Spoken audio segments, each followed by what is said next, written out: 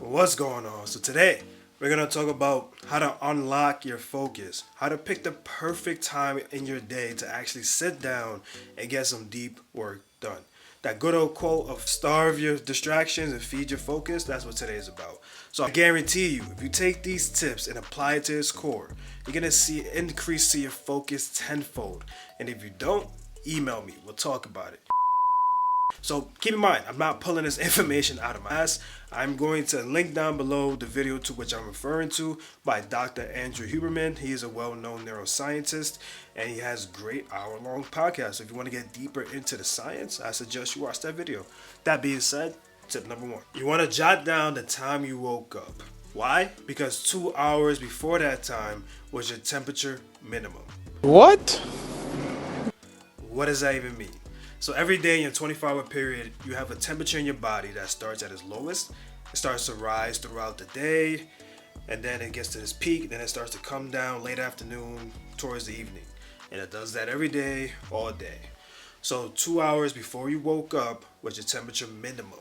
Now, 4 to 6 hours after your temperature minimum is going to be the best time to sit down and get some deep work done. Why? Because 4 to 6 hours after your temperature minimum, your temperature is rising. During that rise, you're going to get your initial release of cortisol. You can think of cortisol as nature's built-in alarm system.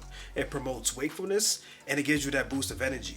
Now you can see why you want to choose this time to sit down to do work. You're stacking the odds in your favor. Not only are you feeling more awake, you're getting that boost of energy. So for example, if you woke up at 8, your temperature minimum was at 6, meaning around 10 o'clock, 11 or 12 is going to be the time you want to sit down and do some deep work for about 90 minutes. 90 minutes is the max capacity of what your brain can handle for intense work. All right, tip number 2. So you want to go for a walk as soon as the sun comes out for about 10 to 30 minutes, depending how bright the sun is. Why? Let's start with the walking part. Walking, you're creating forward movement, obviously, right? As you're doing that, you're having images pass by you, which is creating optic flow. Optic flow is essential to the nervous system as it calms your amygdala. Your amygdala is the fear center in your brain. So walking is basically making you feel more calm and reducing anxiety. You may have experiences as after you have come in from a long walk and you probably felt more zen, right?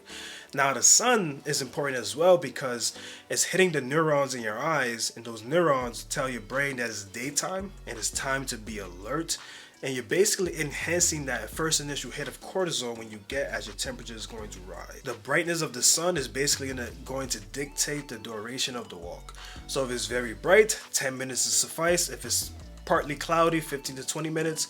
If it's extremely cloudy, about 30 minutes. However, if you don't have time for a 30-minute walk and it's extremely cloudy outside, still go out for 5 to 10 minutes because it's very important for you.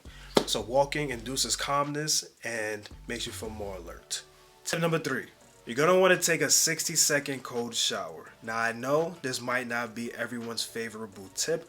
However, I do have an alternative, so bear with me. So what a cold shower is essentially doing is stretching out your body and making your body release adrenaline. And if you ever taken a cold shower, that's why you come out of it feeling more alert and energized.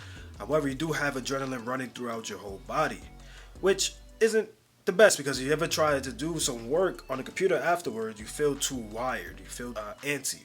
How do you counter this? So when you go take your cold shower, what you're going to want to do is stay calm in your mind.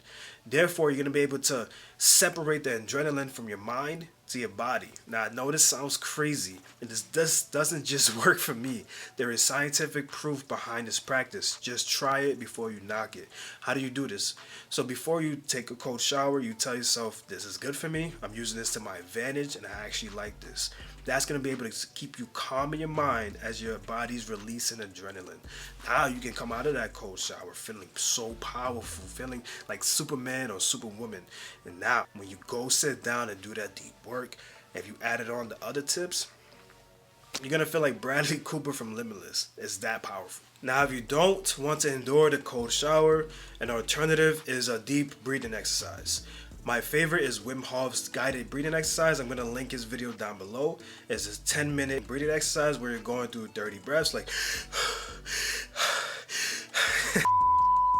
it's for 10 minutes. That's going to do the same thing as a cold shower, releasing adrenaline within the body and keeping your mind calm. Now, If you want, you can do both, which is like a double whammy. It's the best cocktail you can have. I promise you, try it out. So now, compare this to just waking up, brushing your teeth, taking a shower, eating, and then trying to sit down and focus. You see how powerful these tips can be if you apply it correctly? Please let me know how it works for you. Now, this is the most important part of the video. That's what we said earlier. Starve your distractions. When you go sit down for this 90-minute work, please put your phone on airplane mode. Get rid of it. Tell people you're in work mode so they won't bother you, because you're going to enter the flow state. The flow state is when you fully immerse yourself into your work and time disappears. You don't want anything distracting you, taking you away from that state, because it's going to be not impossible, but it's going to be very difficult to get back into that flow state. You don't want to keep coming in and out. You want to be in there for as long as possible. That being said, your brain is a muscle as well. You don't go to the gym, put 300 pounds on a barbell and expect to squat that. No, you're going to break your legs. You got to warm yourself up to that. Same thing goes for your brain. The first 5 minutes or so, you're going to feel a little unfocused. You're going to feel a little scattered. That's normal. However, once that time has passed, I promise you, you're going to enter the flow state. My question to you is, how about after that 90 minutes? How do you come back and re-engage? How do you stay energized throughout the whole day? What do you eat to increase your energy? I'm going to answer all of these questions in upcoming videos. Thank you for watching. My name is Marcus, and this is the Life Manu channel. Let's go.